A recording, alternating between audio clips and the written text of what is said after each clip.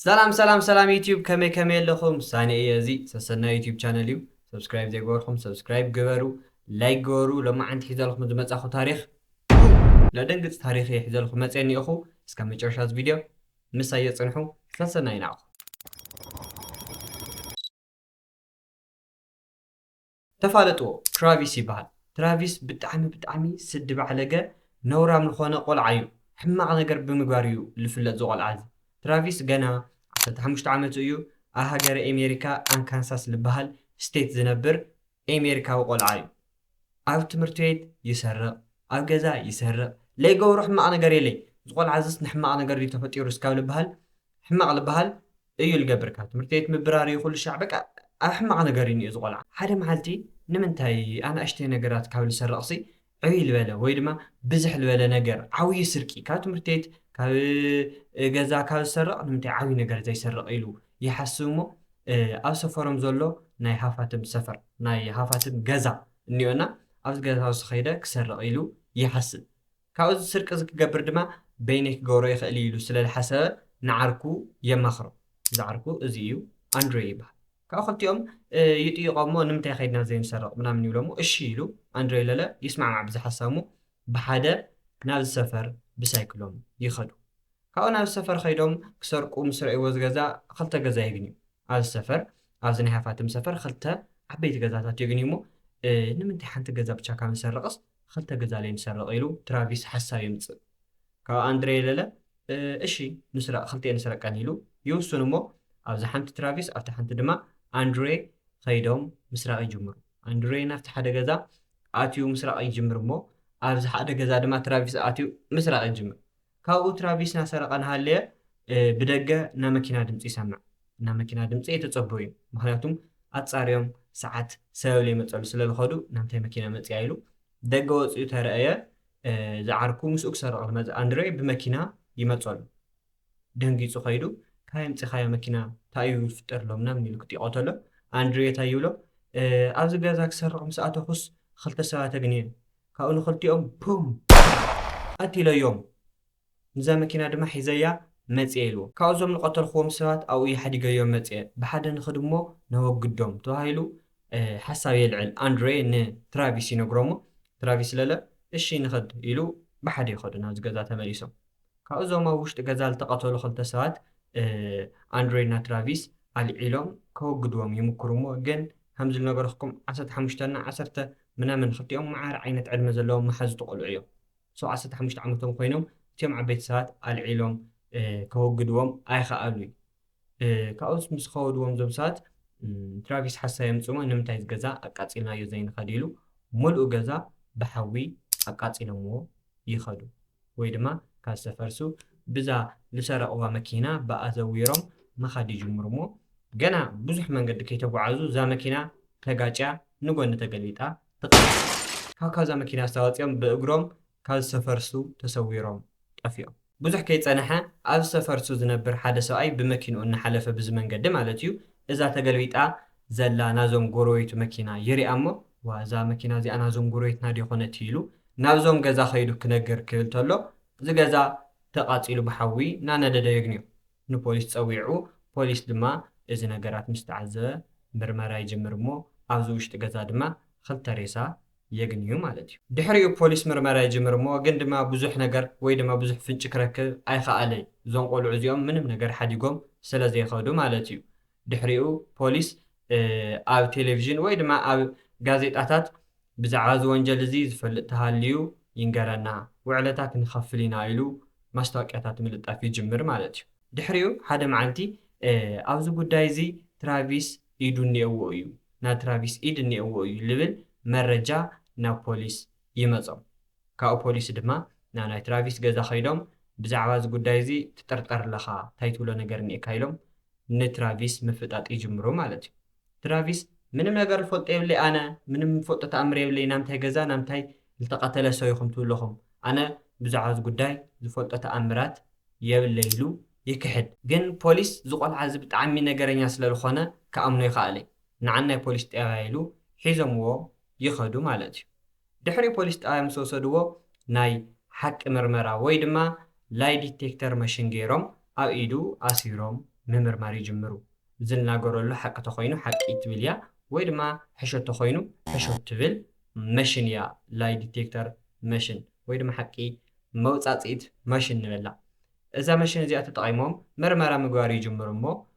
ኣብ መጀመርያ ፈተነኦም ትራቪስ ምንም ነገር የገበሩ ኢሉ ክናገር ተሎ ሓቁ እዩ ኢላ ነፃ ኣውፅያቶ ካልኣይ መርሚሮምዎ ካልኣይ ድማ ነፃ ኣውፅያቶ ሳልሳይ ንሞክሮ ኢሎም ሳልሳይ ምስ ሞከርዎ ድማ ትራቪስ ምንም ነገር የገበረይ ሓቁ እዩ ዝናገሩ ዘሎ ኢላ እዛ ማሽን ትናገር ካብ ፖሊስ ክለቅዎ ይሓስብሞ ግን ድማ ዝቆልዓ ብጣዕሚ ዝኾነ ንሕማቕ ነገር ተፈጠረ እዩ ኢለኩም እዮ ዶ ከምኡ ስለዝኾነስ ንምንታይ ራብዓይ ንሞክሮ ኢሎም ራብዓይ ምርመራ ምስ ገበረሉ እዛ ማሽን ሓሽ እዩ ዝናገረሎ ሕሾት እዩ ኣብዚ ወንጀል እኒአዎ እዩ ኢዱ ኢላ ትምስክረሉ ማለት እዩ ወይ ድማ ኢላ ተናጊራ እዛ ማሽን ድሕሪኡ ፖሊስ ብዛዕባ እዚ ነገር ትፈልጠኒ ኢካ እዩ ተናገር ኢሎም ምውፅፃእ ወይ ድማ ክናገር ከገድድዎ ይጅምሩ ማለት እዩ ድሕሪኡ ትራቪስ ስለ ዝተገነየ ክናገር ጀሚሩ ኣነ ኣብዚ ነገር እዚ እኒአኹ እየ እወ ግን ኣብዚ ገዛ ከይደ ኣነ ሰሪቐ እምበይ እዚ ዝቀተለ ኣነ ከይኮንኩስ ኣንድሬ ቀቲልዎም ኣነ ምንም ነገር የገበርኩ ኢሉ ንፖሊስ ይናገር ፖሊስ ድማ እዚ ነገር እዚ ምስ ሰምዐ ንኣንድሬ ክጥርጥሮ ይጅምር እሞ ግን ድማ ምንም ነገር የለይ ምንም ዝተርአየ ዝተጨበጠ ነገር የለይ ስለዚ ኣንድሬ ምንም ነገር ክበሃል ኣይከኣል ድሕሪ ኣብ ፍርዲ ቤት ቀሪቡ ክሱ ምክትታል ይጅምር እሞ ግን ድማ ነፃ ከውፅኦ ዝኽእል ምንም ዓይነት ኢንፎርሜሽን ክግነ የኸኣለይ ስለዚ እስኻ ኢኻ ኩሉ ነገር ፈፂምካዮ እስኻ ኢኻ ጥፋኣተኛ ተባሂሉ ወንጀለኛ ይቁፀር እሞ ን28 ዓመት ኣብ ቤት ማእሰርቲ ክፀንሕ ተፈሪድዎ ግን ታሪክ ኣብዚ ኣየብቃዕ ካብዞም ኣንድሬ ዝቀተሎም ክልተ ሰባት እኒአው ኢለኩም ነይሮ ዶ ካብዞም ክልተ ሰባት ሓንቲ እያ ትሬሲ ትበሃል ትሬሲ ድማ ጓል ኣለታ እዚኣ ማርታ ብጣዕሚ ለዋህ ዓይነት ሰብ እያ ማርታ ሃይማኖተኛ እያ ድማ ሃይማኖታ ድማ ቡድሂዝም እዩ ካብኣ ቡድሂዝም ድማ እንታይ ዝብል መርህ እኒአዎም ንዝበደለ ይበድልካ ንዘጥፍአ የጥፍእ ይቅርታ ገበረሉ ወይ ድማ ይቅረ ገበረሉ ዝብል መርህ እኒአዎ ማርታ ድማ እዚ ነገር እዚ ክትገብሮ ትደሊ እያ ይቅርታ ክትገብር ትደሊ እያ ነፃ ክተውፅኦ ትደሊ እያ ንመን ንትራቪስ ማለት እዩ በዚ ምክንያት ድማ ትራቪስ ማንም ሰብ ዝኣምኖ የለን ኣነ ይቀተልኩ ሰሪቀ እየ እወ ግን ንዞም ሰባት ኣነ ይኹንኩ ቀቲለዮም ኢሉ ንብዙሕ ሰብ ይናገር እዩ ግን ሰብ ኩሉ ሓሻዊ ሌባ እስኻ ካብ ቀደምካ ሕማቕ ስለዝነበርካ ዝለ ሕማቕ ምግባር ኣመልካ እዩ ምሕሻ ኢለ ኣመልካ እዩ ናበሉ የግልልዎ እዮም ነይሮም ማርታ ግን ከምኡ የኮነቲ ኣነ ምንም የገበርኩ ክብላ ተሎ እወ እስኻ ምንም የጥፋእካ ይኣምነካ እየ ናበለት ደብዳቤ ናብ እስር ቤት ትፅሕፈሉ ነይራ እሱ እውን ተመሊሱ ደብዳቤ ናብ ማርታ ይፅሕፈላ ነይሩ ብዚ ናበሉ ድማ ሓደ ክልተ ናበሉ ብዙሓት ደብዳቤ ብምፅሓፍ እዚ ናይ ፖሊስ ክሲ ከም ብሓድሽ ተኸፊቱ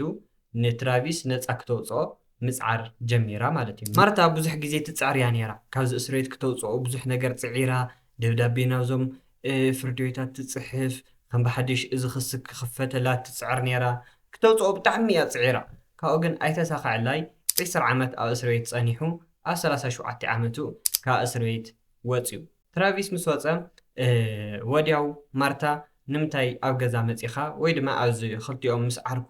ንወለዳ ቀቲሎም ዘቃፀልዎ ገዛ ማለት እዩ ናብኡ መፂኻ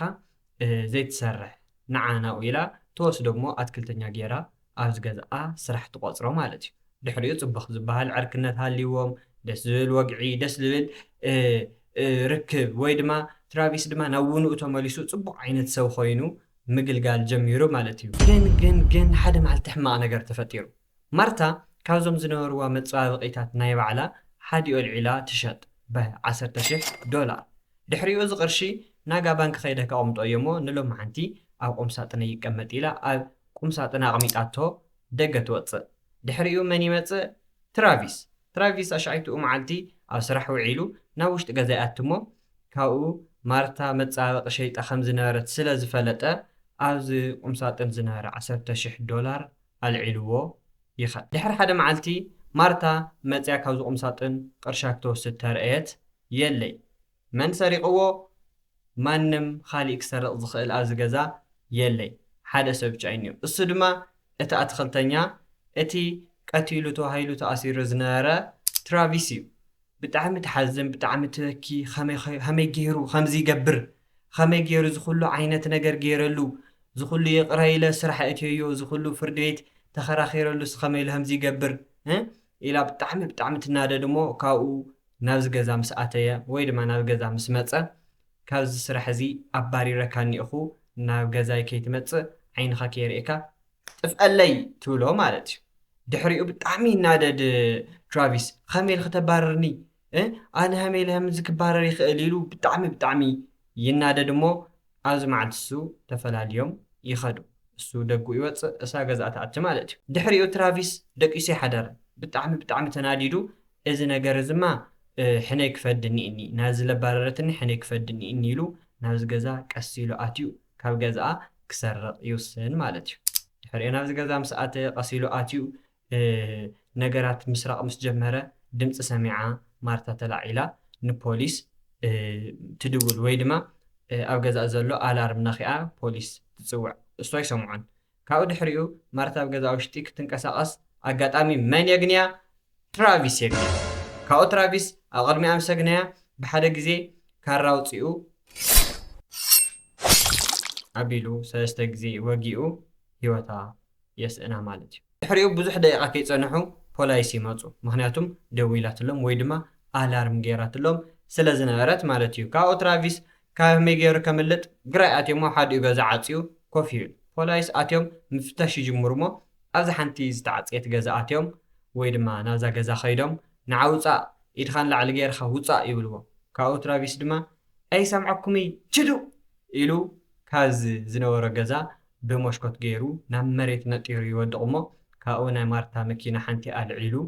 መኻድ ይጅምር ወይ ድማ ካብዞም ፖላይስ ከምልጥ ይሙክር ፖላይስ ድማ ድሕሪኡ እናተኸተልዎ ስለ ዝነበሩ እሱ ብፍጥነት ናኻዳ ይጸንሕ እሞ ናብ መንገዲ ዝነበረ ሓደ ጭቃ ተረጋጊጉ ኮፍ ይብል ካብኡ ትራቪስ ካብዛ መኪና ወፂኡ ዝተዓቆረ ማይ ወይ ድማ ባሕሪ ነገር ናብኡ ይኣቱ እሞ ምሕማስ ይጅምር ካብኡ ብዙሕ ከይጸንሐ ብዙሕ ነዊሕ ምሕማስ ስለ ዝኣወዮ ኣብዚ ማይ ጠሊቑ ይቐርብ ማለት እዩ ድሕሪኡ ፖላይስ ከውፅዎ ይመከሩን ድሕሪኡ ድማ ህይወቱ ኣብዚ ማይ ክፍጸም ክኢሉ ማለት እዩ ብጣዕሚ ዘገርም ታሪክ እዩ ኣብዚ ጉዳይ እዚ ብጣዕሚ ዘግረመኒ ነገር እንታይ እዩ ትልኩም ኣንድሬ ወይ ድማ ብሓቂ ንዞም ሰባት ዝቐተለ ሰብ ብዘይ ምንም ጥፍኣት ምንም ነገር ክግንዮ ስለ ዘይከኣለ ምንም ከይተባሃለ ኣብዚ ነገር እዚ ምትራፉን ነዛ ማርታ ድማ ከመይ ገይሩ ከምዚ ዓይነት በደል ክፍፅመላ ከም ዝከኣለይ كأمن يخاء الخوي أهم عينات مجمرة لكم يسدب على جزء خانة ولا أهم خانة أرينا نيو لقرم تاريخ سبسكرايب مقاري ترسعو سسنين أخو